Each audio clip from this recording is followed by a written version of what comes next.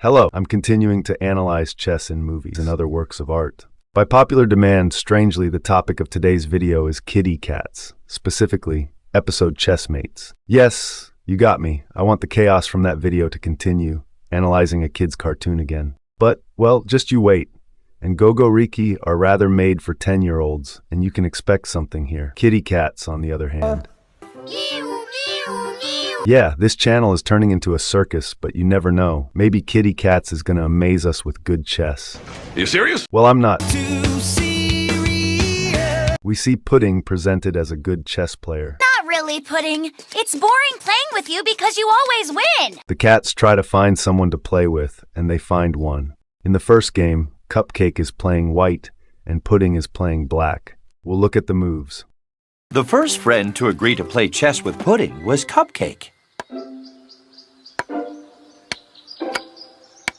But Cupcake, why are you only moving your horsey? That piece is called a knight, you know. I like to move it because it's the prettiest. There, checkmate. Wait, this was amazing. Wow. I don't know about you, but I was surprised, especially after the previous one. But let's be real. It's not that hard to make a good game where one of the players only moves the knight. But could the creators make normal games well? We'll see in game 2 where Pudding is playing white and Smudge is black. It's important to note that we'll not see full games from now on. Wait, but we'll talk about that later. Okay, now we'll see just the final position where white checkmates. The angle changes, revealing the whole position, and this is mate indeed. It's not obvious what was the queen's previous location, but this can of course be some tactic. You could ask some questions about the bishop on b1, but again maybe he was targeting h7. What is going on? You want to tell me that Chess and Kitty Cats is Mike's Clear of other cartoons? But if we look more closely, we'll see some inaccuracies. Compared to this angle, on the closer one where checkmate is declared, we can see that the king was already checked by the h7 pawn, which turns black the next frame. The rook here is also on an adjacent square attacking something in the back, but we see that the c-file is clear on the next. We're done with our second game. Now we're going into the third one, where Pudding is playing white and Mustard is in control of the black army. This position is a result of some battle, and it's white to play, and white takes the hanging bishop, after which Mustard throws the board and cries. And I am amazed again, it's a realistic position. I don't like that the white's bishop is on b1 yet again. I hope it's a coincidence, but this is getting concerning. I'm getting worried that the creators think the bishops start on the b and g files, but we've seen in the first game that no, they are placed correctly, plus the black bishop is placed on the c file. Before this game, there was the smart dart cat, who is presented as the smartest character. Can't play chess, but that's okay. But when Pudding starts explaining the rules, he criticizes them. Why is the horse only allowed to move like that? And why can the king only move one space at a time while the queen can go all over?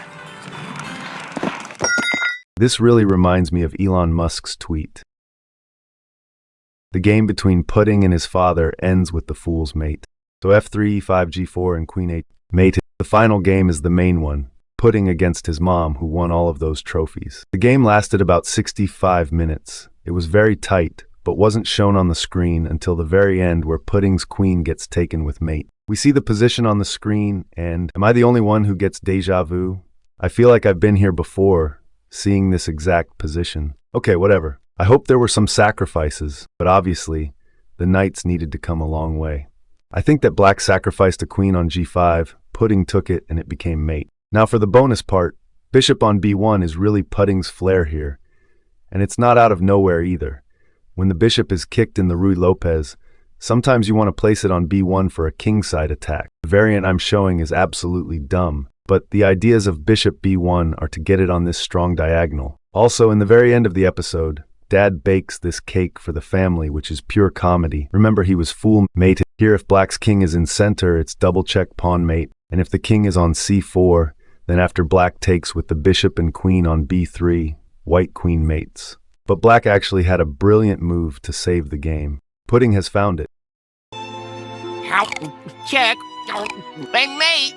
This was one of the best demonstrations of chess in kids' cartoons, and I'll put it even higher in the ranks than the Fixies. I'm shocked, as no one could expect that. That's all. If you liked the video, like the video, and share it with your friends. Subscribe, so I update the channel banner. See you later.